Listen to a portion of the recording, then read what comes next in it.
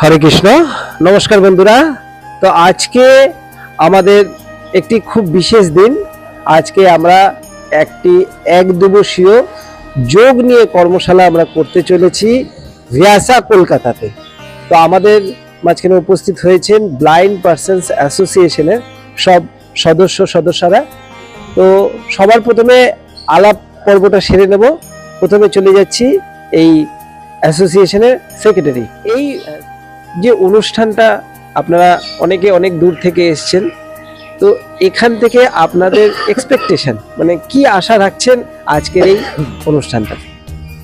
প্রথমত এই যোগব্যায়াম বা এই প্রাণায়াম এগুলো আমাদের প্রত্যেকের নিজের শরীর স্বাস্থ্য, মানসিক স্বাস্থ্য এগুলোকে সুস্থ রাখবার জন্যই খুব প্রয়োজন। সেইটা আমাদের প্রথম এখানে আসবার ক্ষেত্রে আমাদের মধ্যে একটা আগ্রহ হিসাবে কাজ করেছে।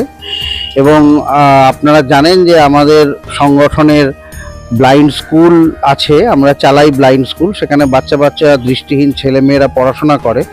আমরা আজকে নিজেরা শিখতে পারলে, শিখে গিয়ে আমরা সেখানে বাচ্চা দৃষ্টিহীন ছেলেমেয়েদেরও এগুলো শেখাতে পারবো।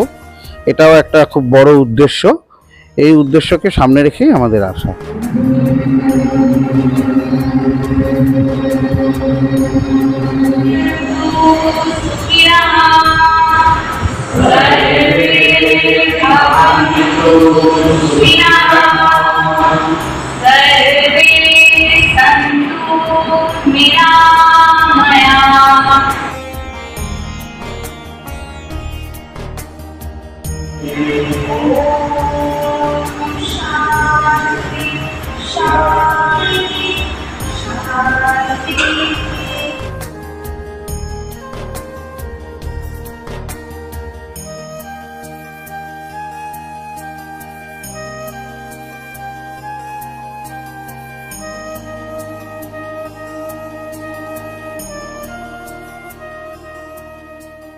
নমস্কার।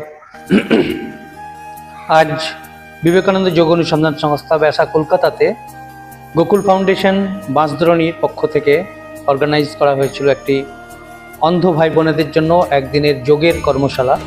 আর এই যোগের এই প্রশিক্ষণ শিবিরে সকাল থেকে বিকেল পর্যন্ত অন্ধ ভাই বোনেরা যোগ শিখেছেন। 15-16 জন পার্টিসিপেন্ট ছিলেন, উপস্থিত ছিলেন আমাদের এই কর্মশালায়, যারা আসন, প্রাণায়াম, রিল্যাক্সেশন টেকনিক, বিভিন্ন যোগের আয়াম এগুলো শিখেছেন।